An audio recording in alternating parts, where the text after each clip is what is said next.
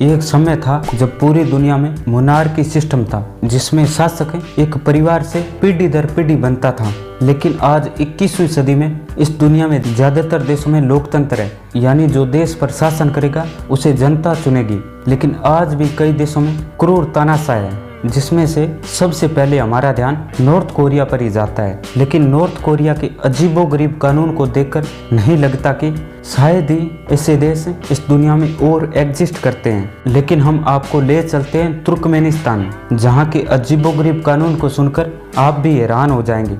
इस कारण तुर्कमेनिस्तान को सेंट्रल एशिया का नॉर्थ कोरिया कहा जाता है। तुर्कमेनिस्तान प्राचीन काल से ही बसा हुआ है, जिस पर कई राजवंशों का शासन रहा। फिर 7वीं सदी में अरबों ने इसे जीत लिया। मरव शहर 12वीं शताब्दी में दुनिया के सबसे बड़े शहरों में से एक था, क्योंकि यह सेंट्रल एशिया में रेशम मार्ग पर स्थित था। 16वीं से 19वीं शताब्दी तक तुर्कमेनिस्तान का इतिहास ज्यादातर ईरान, क्यूबा, बुखारा और अफगानिस्तान के साथ जाना जाता है। इस समय में ज्यादातर युद्ध तुर्कमेनिस्तान की भूमि पर हुए हैं। 18वीं सदी में तुर्कमान कबीले रशियन एम्पायर के संपर्क में आए और रूसी क्रांति के बाद 1924 में तुर्कमेनिस्तान सोवियत संघ का हिस्सा बन गया और सोवियत संघ के विघटन के बाद 27 अक्टूबर 1991 को यह अलग देश बना। अब इसकी सीमा साउथ ईस्ट में अफगानिस्तान, साउथ वेस्ट में ईरान, नॉर्थ ईस्ट में उज्बेकिस्तान और नॉर्थ वेस्ट में कजाकिस्तान से लगती है। इसके वेस्ट में कैस्पियन सागर है। तुर्कमेनिस्तान नाम फारसी भाषा से आया है, जिसका अर्थ है तुर्कों की भूमि।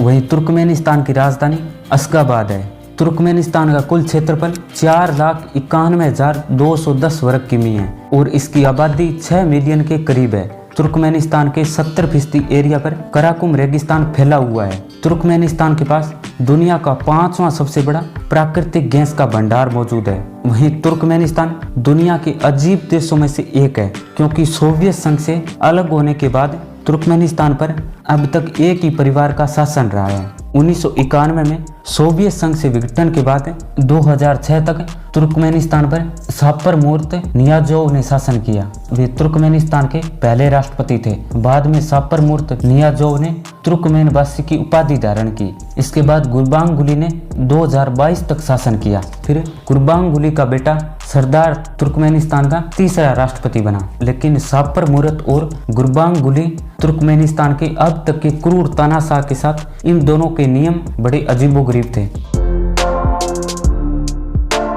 तुर्कमेनिस्तान के नियमों को जानने से पहले हम नॉर्थ कोरिया के अजीबोगरीब नियम को जान लेते हैं, ताकि हमें पता चले कि आखिर तुर्कमेनिस्तान को सेंट्रल एशिया का नॉर्थ कोरिया क्यों कहते हैं। आपने नॉर्थ कोरिया के तानाशाह किम जोंग उन के बारे में सुना होगा, जिन्होंने नॉर्थ कोरिया के लोगों पर अजीबोगरीब नियम थोप दिए हैं। नॉर्थ कोरिया दुनिया का पहला देश है जहां पर 3 जनरेशन तक सजा के नियम हैं, जिसमें अगर कोई व्यक्ति अपराध करता है तो उसके पूरे खानदान को सजा दी जाती है। आज दुनिया 21वीं सदी में जी रही है, लेकिन नॉर्थ कोरिया के लोगों के लिए ये आज भी 106 में जुचे वर्ष है। यानी नॉर्थ कोरिया का जुचे कैलेंडर 15 अप्रैल 1922 को शुरू होता है, जो नॉर्थ कोरिया के संस्थापक किम इल सुंग के जन्म की तारीख है। और नॉर्थ कोरिया का नागरिक अंतर्राष्ट्रीय कॉल नहीं कर सकता। नॉर्थ कोरिया में नीली जींस पहनने पर रोक लगाई गई है। आप में से कई लोग कहेंगे कि अगर नॉर्थ कोरिया में इतने अजीबोगरीब कानून है तो कोई व्यक्ति नॉर्थ कोरिया को छोड़कर चला क्यों नहीं जाता। लेकिन आपको जानकर हैरानी होगी कि नॉर्थ कोरिया के ऐसे सख्त कानूनों का सामना करने वाले व्यक्ति नॉर्थ कोरियाई लोगों को देश छोड़ने की अनुमति नहीं है। अब हम समझते हैं कि अगर नॉर्थ कोरिया में इतने अजीबोगरीब कानून हैं तो तुर्कमेनिस्तान में कितने अजीबोगरीब कानून हैं। जब 1991 में सोवियत संघ से 15 देश बने, उन्हीं में तुर्कमेनिस्तान एक देश था। तब 1991 में तुर्कमेनिस्तान के राष्ट्रपति सापरमुर्त बने और इन्हीं के शासनकाल में तुर्कमेनिस्तान के अजीबोगरीब नियमों की शुरुआत होती है। सापरमुर्त नियाज़ोव 1991 से 2006 तक तुर्कमेनिस्तान के राष्ट्रपति रहे। इन्होंने 2001 में रूहनामा पुस्तक लिखी, लेकिन इस किताब को हर स्कूल और कॉलेज में पढ़ने के लिए अनिवार्य कर दिया और स्थानीय लोगों को प्रतिदिन रूहनामा को पढ़ने का आदेश दिया गया। वहीं सापरमूर्त नियाज़ोव ने एक बार कहा था कि जो कोई भी इस पुस्तक को पढ़ेगा वो सीधे स्वर्ग में जाएगा। साल 2002 में सापरमूर्त नियाज़ोव ने फैसला किया कि महीने और हफ्तों के हर दिन का नाम उसके परिवार के सदस्यों के नाम पर रखा जाएगा। एग्जाम्पल, जनवरी का नाम तुर्कमेनबासी कर दिया और वहीं सितंबर महीने का नाम अपनी किताब रूहनामा के नाम पर रख दिया। तुर्कमेनिस्तान एकमात्र ऐसा देश है जहाँ के लोगों को पानी, गैस और बिजली मुफ्त में दी जाती है। सापरमूर्त नियाज़ोव के अजीब नियमों में से एक नियम ये भी था कि केवल 70 वर्ष से ऊपर व्यक्ति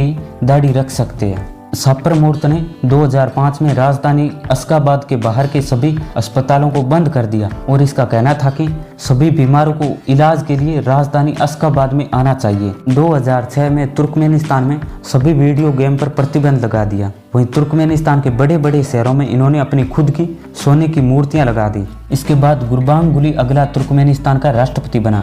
इन्होंने भी कई अजीबोगरीब कानून लागू किए, जिसमें आप राजधानी अश्गाबाद में काली कार को नहीं रख सकते। इसके पीछे कारण था कि तुर्कमेनिस्तान के राष्ट्रपति गुरबांगुली अपने पसंदीदा रंग सफेद को तुर्कमेनिस्तान के लिए भाग्यशाली मानते थे। वहीं गंदी कारों को राजधानी में प्रवेश करने की अनुमति नहीं है, इसलिए शहरों के बाहर कई कार वॉशिंग स्टेशन हैं। तुर्कमेनिस्तान में महिलाओं के लिए भी अजीबोगरीब कानून है। तुर्कमेनिस्तान की महिलाओं को तो कार के फ्रंट सीट पर बैठने की भी इजाजत नहीं है। वहीं कार का ड्राइवर अपनी कार में उन महिलाओं को नहीं बैठा सकता जिसके घर का कोई पुरुष सदस्य उसके साथ ना हो। तुर्कमेनिस्तान में 2018 में महिलाओं के ड्राइविंग लाइसेंस बनाने पर पूरी तरह रोक लगा दी, क्योंकि सरकार का मानना है कि महिलाएं सबसे ज्यादा रोड एक्सीडेंट करती है। वहीं महिलाओं को ऐसी जगह पर काम करने की इजाजत नहीं है जहां पुरुष हो। तुर्कमेनिस्तान में वीजा मिलना इतना मुश्किल है, इस कारण यहाँ पर्यटकों की अधिक संख्या नहीं दिखेगी। इन सब अजीबोगरीब कानून को जानकर आपको क्या लगता है कि तुर्कमेनिस्तान को सेंट्रल एशिया का नॉर्थ कोरिया कहना सही होगा?